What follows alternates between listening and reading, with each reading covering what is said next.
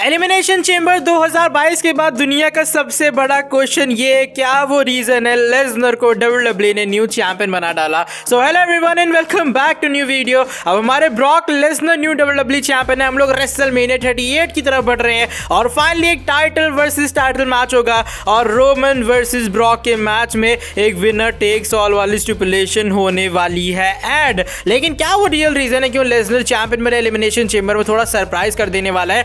Plus काफी लोग ये पूछ रहे थे क्या बॉबी लैशली रियल लाइफ में इंजर्ड है या फिर जस्ट उस स्टोरलाइन का पार्ट है, वो जस्ट स्क्रिप्ट का पार्ट थी और बॉबी लैशली को एज सच कुछ भी नहीं हुआ था। तो फाइनली वो बातें भी आ चुकी हैं सामने, तो सारी चीजें आपको हैरान कर देंगी। डेफिनेटली उसके बारे में एकदम डिटेल में डिस्कशन करेंगे। प्लस हम लोग बात करेंगे गोल्डबर्ग के बारे में कि एलिमिनेशन चेंबर के बाद गोल्डबर्ग रिटायर हो चुके हैं या फिर डब्ल्यूडब्ल्यूई के साथ में उन्होंने न्यू कॉन्ट्रैक्ट साइन कर ली है। अंडरटेकर भी डब्ल्यूडब्ल्यूई के अंदर वापस आने वाले थे लेकिन उनके प्लान्स भी डब्ल्यूडब्ल्यूई ने कैंसिल कर दिए। So without wasting any time let's begin this video. लेकिन वीडियो पर हम लोग शुरू करते हैं रिसेंटली हुए स्मैकडाउन की शो की रेटिंग्स या फिर कह लो व्यूअरशिप के साथ में। रिसेंटली जो स्मैकडाउन का शो था वो हम जानते हैं टीवी टेप शो था और ये एलिमिनेशन चेंबर का गो होम एडिशन था। अब शो पर ज्यादा कुछ खास चीजें होती नहीं है, सिर्फ एक आईसी टाइटल मैच होता है अगर मैं मेन हाईलाइट की बात करूं, और यहाँ जो सैमी ज़ेन है वो न्यू चैंपियन बन जाते हैं और ये सारी चीजें पहले लीक हो चुकी थी स्पॉयलर्स के अकॉर्डिंग। लेकिन फिर भी जो रेटिंग्स आई है सामने वो आपको हैरान कर देंगी। एक टीवी टेप शो की जो रेटिंग आई है स्मैकडाउन की पिछले हफ्ते के मुकाबले सिर्फ थोड़ी सी डाउन गई है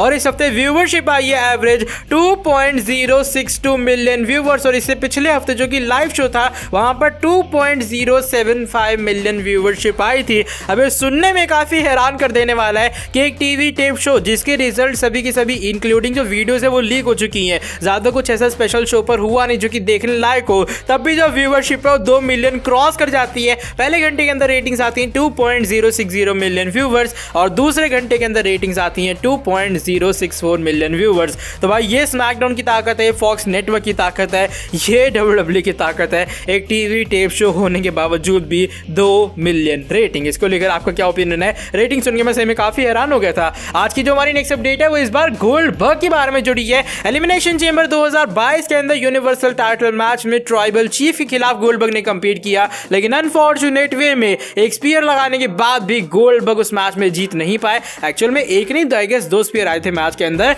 लेकिन सबसे बड़ा क्वेश्चन ये एलिमिनेशन चेंबर के बाद क्या गोल्डबर्ग रिटायर हो चुके हैं? गोल्डबर्ग के साथ में डब्ल्यूडब्ल्यूई का जो पूरा नाता रिश्ता है वो खत्म हो चुका है या फिर गोल्डबर्ग ने डब्ल्यूडब्ल्यूई के साथ रीसाइन किया है और एक बार फिर से कुछ टाइम पीरियड के बाद गोल्डबर्ग वापस आते हुए नजर आएंगे। तो रिसेंट टाइम में इसको लेकर कुछ अपडेट्स आती हैं सामने और बताया जा रहा है कि अभी तक डब्ल्यूडब्ल्यूई ने गोल्डबर्ग को रीसाइन नहीं करवाया है। अल्टीमेटली इसका मतलब ये है कि गोल्डबर्ग अभी फिलहाल एक फ्री एजेंट है। क्या वो रिटायर हो चुके हैं प्रोफेशनल रेसलिंग से? क्या डब्ल्यूडब्ल्यूई से वो रिटायर हो चुके हैं? ये बातें कंफर्म नहीं है लेकिन हाँ, अगर आने वाले कुछ मंथ्स के अंदर डब्ल्यूडब्ल्यूई नहीं साइन करवाती गोल्डबर्ग को तो अल्टीमेटली आप ये मान सकते हो कि रोमन रेंज वो इंसान है जिन्होंने एक और करियर एंड किया है। उन्होंने एक और लेजेंडरी सुपरस्टार को हरा के उसका करियर तहस महस कर दिया और हमारे ट्राइबल चीफ ने ऑफिशियल वे में रिटायर कर दिया गोल्डबर्ग को। अभी फिलहाल वो फ्री एजेंट है आई गेस डब्ल्यूडब्ल्यूई को अभी तो नहीं, लेकिन आने वाले टाइम में जब लगेगा ना कि गोल्डबर्ग की हमें जरूरत है तब जाके वो ऑफर करेंगे, फिर वही पैसों की बातचीत होगी, नेगोशिएशंस होगी और अल्टीमेटली जाके जहां तक मुझे लगता है गोल्डबर्ग रीसाइन कर लेंगे।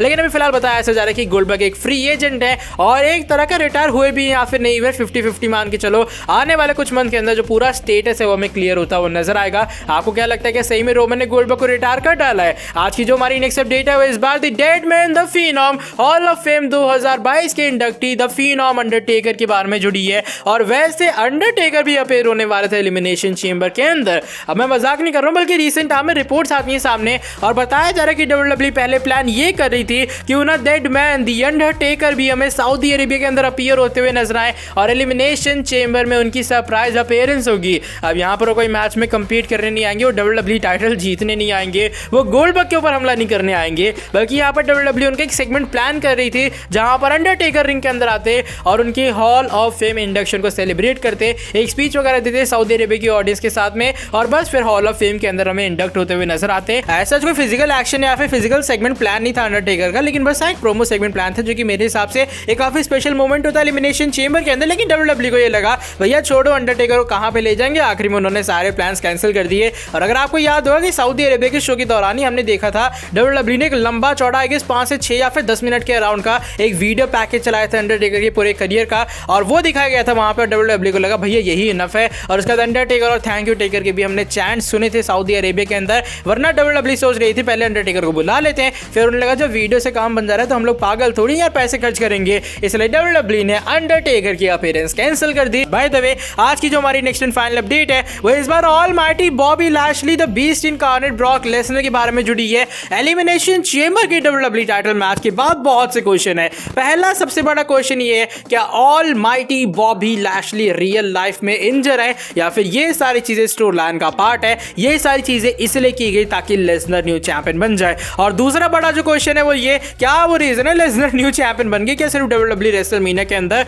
टाइटल वर्सेस टाइटल मैच करना चाहती है? तो इसको लेकर रिसेंट टाइम में काफी सारी रिपोर्ट्स आती है सामने। पहले बात करते हैं हमारे फॉर्मर WWE चैंपियन दी ऑलमाइटी बॉबी लैशली के बारे में, और बताया जा रहा है जो WWE ने सीन प्लान किया था एलिमिनेशन चेंबर के अंदर कि लैशली इंजर्ड हो चुके हैं, वो सीन एक्चुअल में स्क्रिप्टेड था। रियल लाइफ में वहां पर लैशली को इंजरी नहीं हुई थी, लेकिन असलियत में लैशली को पहले से इंजरी है, और ये इंजरी हुई थी रॉयल रंबल 2022 के शो के दौरान जब उन्होंने फेस किया था ब्रॉक लेसनर का। वहां पर वो न्यू WWE चैंपियन बने, और बताया जा रहा है उस मैच के दौरान एक ऐसा मोमेंट आया था जब लैशली को इंजरी का सफर करना पड़ा था, और ये इंजरी छोटी मोटी नहीं बल्कि काफी सीरियस इंजरी है। और आपने देखा भी होगा जब से लैशली WWE चैंपियन बने, वैसे वो मंडे नाइट रॉ के अंदर ज्यादा कंपीट कर रहे थे, लेकिन एज सच चैंपियन बनने के बाद उन्होंने कंपीट ही नहीं किया मंडे नाइट रॉ के अंदर। एलिमिनेशन चेंबर में भी उनका कोई भी फिजिकल एक्शन नहीं हुआ, क्योंकि WWE यहां रिस्क बिल्कुल नहीं लेना चाह रही थी। इवन जो लैशली वो भी पूरी तरीके से सही हालत में नहीं थे कि इस मैच के अंदर कंपीट कर पाए, इसलिए WWE ने ये वाली चीजें प्लान की कि ऑस्टिन थ्योरी को पूरे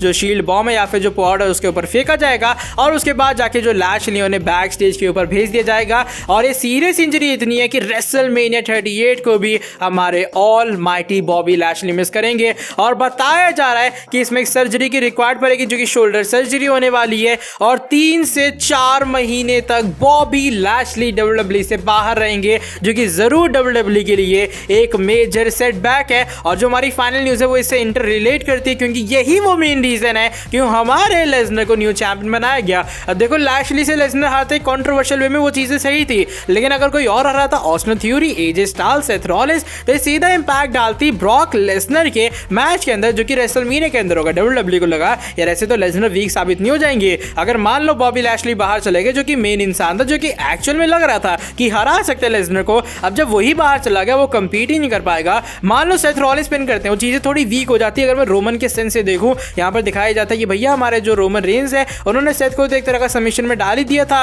और लेसनर की कोटाई सेथ ने कर दी, तो इनडायरेक्ट वे में रोमन इजी वे में लेसनर को हरा देंगे। इसलिए WWE ने सारे फंडे को कैलकुलेट किया, उन्हें आखिरी में यही डिसीजन अच्छा लगा कि लेसनर को जिताना पड़ेगा किसी भी हालत में, और उन्हें टाइटल ले जानी पड़ेगी रेसलमेनिया के अंदर। और ये जो हमारे बॉबी लैशली की रियल इंजरी थी, इसने भाई सारा खेल पलट के रख दिया, और WWE को जरूर सभी के सभी प्लान चेंज करने पड़े। हो सकता है पहले भी title versus title match plan कर रहे हो, लेकिन हो सकता है बीच में उन्होंने सोचा भैया लैशली को रिटेन करवाते कंट्रोवर्शियल मैनर में, लेकिन फिर क्या हुआ भैया लैशली को रियल इंजरी हुई, और उसके बाद से वो नहीं कंपीट कर पाए एलिमिनेशन चेंबर के अंदर। होप करूंगा बॉबी लैशली जल्दी जल्दी ठीक हो जाए और एक बार फिर से आके रिंग के अंदर कंपीट करें, और आगे से मेजर स्टार पावर बाहर रहेगी मंडे नाइट रॉ से, तो जरूर इस स्टोरी लाइन के अंदर इंपैक्ट डालने वाली। इसको लेकर आपका क्या ओपिनियन है? अब मंडे नाइट रॉ के अंदर क्या होने वाला है, जरूर चीजें इंटरेस्टिंग रहेंगी। अपना ओपिनियन आप लोग शेयर करना कमेंट सेक्शन में। इवन WWE ने बात अनाउंस कर दी है कि breaking news Bobby Lashley injured हो चुके हैं। बाय द वे आज की वाली वीडियो बस यहीं तक थी। अगर ये वाली वीडियो पसंद आई है तो फटाफट से नीचे वीडियो को लाइक कर दो। होप करता हूँ सारे डाउट एलिमिनेशन चेंबर को लेकर